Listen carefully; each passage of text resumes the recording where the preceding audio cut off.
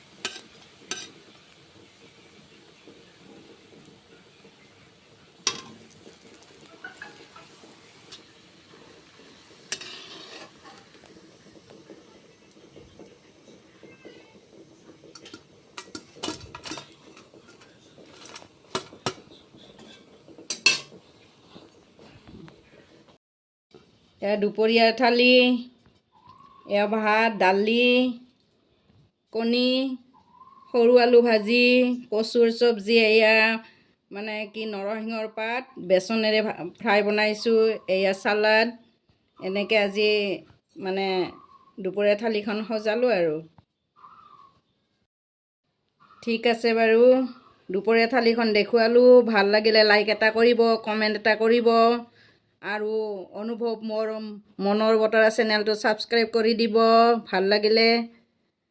Thank U.